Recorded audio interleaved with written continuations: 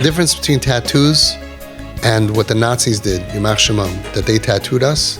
If you know the sugya of why our kids are getting tattooed, over there they took us against our will and they tattooed us. Our kids who get molested and raped as children, that act causes them to tattoo themselves 10 years later. So many of these kids went through childhood trauma, and part of that poison messes up your life and draws them that they want to get tattooed on their body. That's that Nazi that did that to them. Yimach Shema. Childhood trauma. If you take away childhood trauma from Klal Yisrael, we wouldn't be here. We would be a couple of kids maybe struggling for whatever reason or because of the internet if they're out there.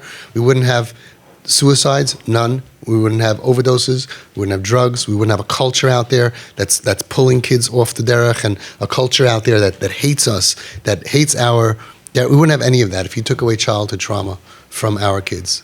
And the truth is, we're supposed to protect our children. And we just can't, because they're going to go places, and the more we're merachik, the more trauma there is for the next generation. The more people out there, the more danger.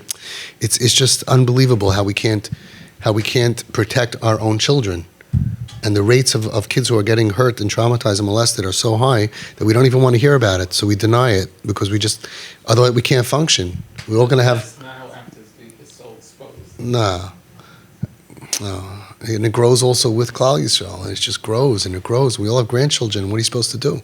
They're going to go to camp. You have to train them and teach them. But how much is the success of the training and teaching? Kids can be manipulated. Kids can be threatened. It's a very, very tough parsha. Our enemy is pain. And if chas v'shalom, a kid is bitten by that nachash, by that snake, by that evil snake bite, we have to make sure that we understand the symptoms and we don't turn on the patient. Because then all hell breaks loose. Then they got nothing to lose, have no reason to live, and then you could take a kid who could be beautiful and wonderful and on top of the world, and a couple of years later they're eating garbage. They're homeless and they lost everything. It happens all the time. So you have to give them mom and dad. That is forever. Until death do you part.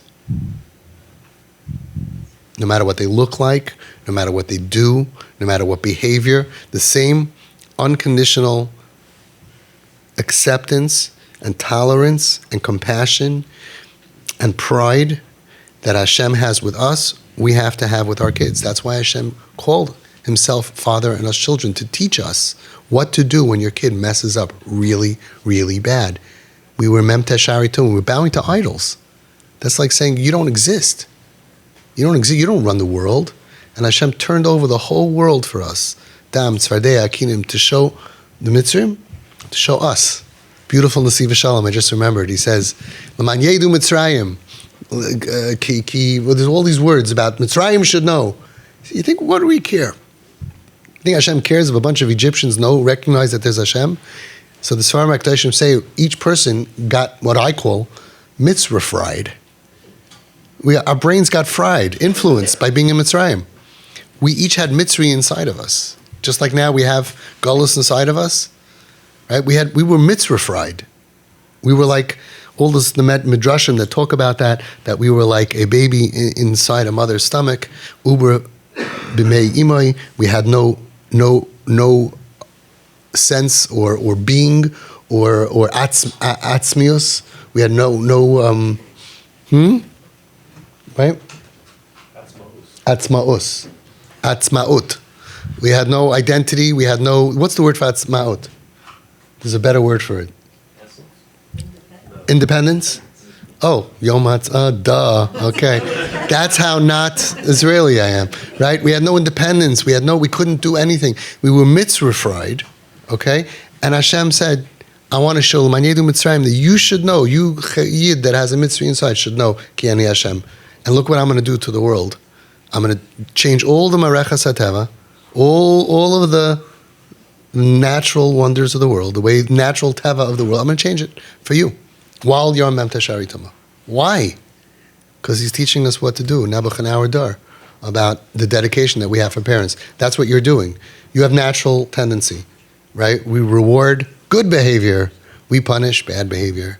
And now we're changing that. And now we're rescuing these kids one at a time by breaking out of nature. No natural parenting techniques are going to work. So you have to break the teva of parents, and you have to just do what Hashem did. Water, according to nature, goes down. To save my kid who's going to drown, Hashem made the water go up. You have natural parenting, normal parenting techniques. You can work on 10 of your kids, but not on a kip, not on someone in pain, not on a kiwi, not on a lot of kids that are suffering and struggling. Once someone is struggling, kiwi is kids with issues. Learn your fruits. Okay, that's Tu B'Shvat. The kids are like Elon, right? So we have kiwis and strawberries. I don't know what that stands for yet. We will figure it out. Kiwis and strawberries. They go together. Kiwi, strawberries, blueberries, and mangoes. I think we've got a lot of mangoes that we have to deal with here in group. We will figure out what that means.